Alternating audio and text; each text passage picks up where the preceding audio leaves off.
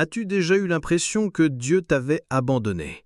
Peut-être que tu es justement en train de vivre cela. Tu as l'impression que le ciel s'est fermé. Tu pries, tu cries, tu pleures, et rien ne se passe. Tout semble silencieux, comme si Dieu t'avait tourné le dos. Mais est-ce vraiment le cas? Est-ce que Dieu nous abandonne réellement? Avant d'aller plus loin dans ce message fort, je voudrais te demander quelque chose. Si ce contenu touche ton cœur, abonne-toi à notre chaîne. Aime cette vidéo, partage-la avec quelqu'un qui en a besoin et écris « Amen » en commentaire. Cela nous aide à continuer à propager cette parole.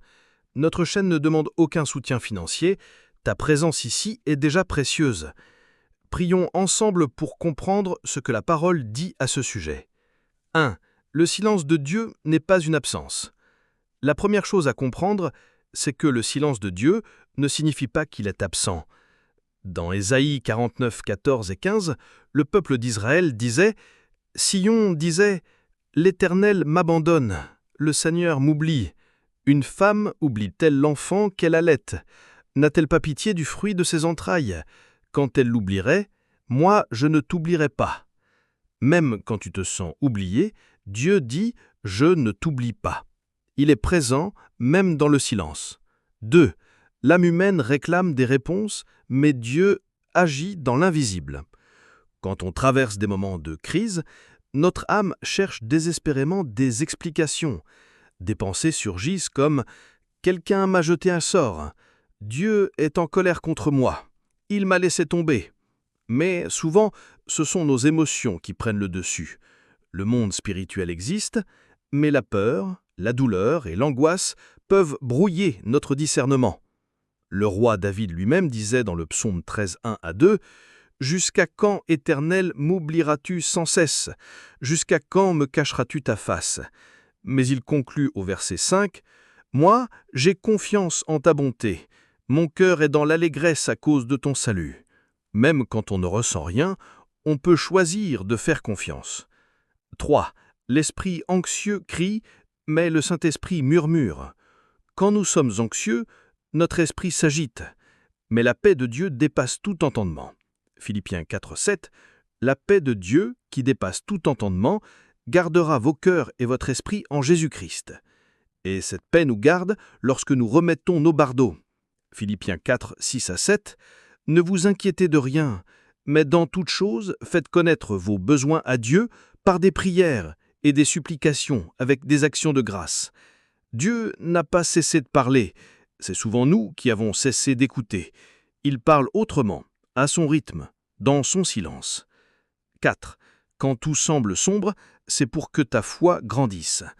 Parfois, Dieu permet le silence pour que tu apprennes à marcher par la foi, non par la vue.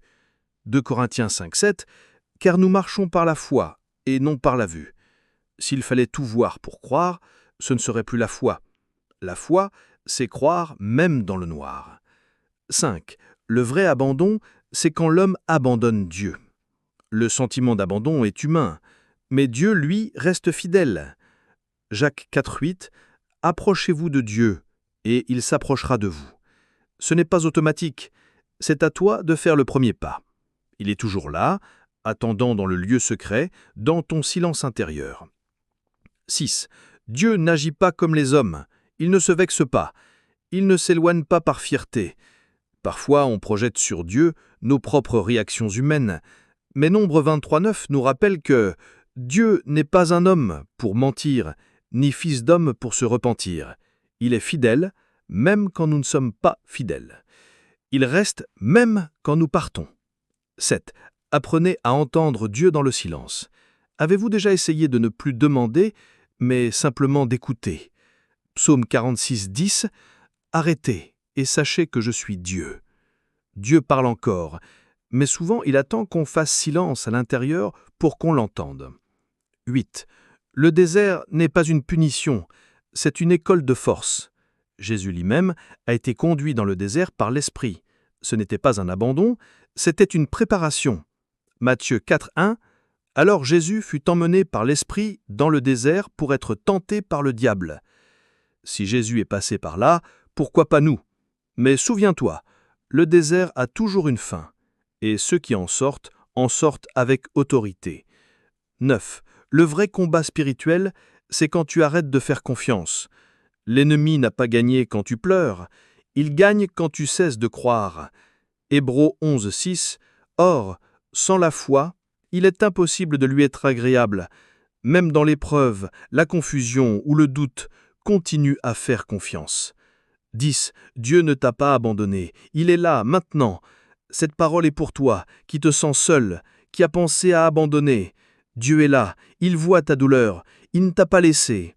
Deutéronome 31:6. Car l'Éternel, ton Dieu, marche avec toi. Il ne te délaissera point, il ne t'abandonnera point. C'est une promesse. Elle ne dépend pas de tes sentiments, elle dépend de sa fidélité. Prions ensemble. Seigneur, aujourd'hui je veux prier pour chaque personne qui se sent abandonnée, étranglée par l'angoisse, comme si tu étais loin. Seigneur, ce sentiment de solitude ronge la foi de beaucoup. L'anxiété brouille nos cœurs et rend ta voix difficile à entendre. Mais aujourd'hui, nous choisissons le silence intérieur pour mieux t'écouter. Nous déposons nos peurs, nos accusations, nos questions, et nous choisissons de te faire confiance. Viens, Esprit de Dieu, dans cette chambre, dans cette pensée tourmentée, dans cet esprit fatigué. Rappelle-nous que tu es un Père qui n'abandonne jamais ses enfants. Apprends-nous à croire, même sans voir, à discerner tes signes, à écouter ta voix qui parle dans le silence. Esprit de Dieu, nettoie notre esprit de toute confusion, de tout mensonge, car ta parole est vérité, et elle déclare « Tu ne nous délaisseras jamais ». Aujourd'hui, je te consacre cette journée, cette vie, cette douleur, ce désert, et je déclare « Même dans le silence, je te fais confiance. Même dans l'épreuve, je t'adore. Même sans comprendre, je me livre à toi. Au nom de Jésus, Amen.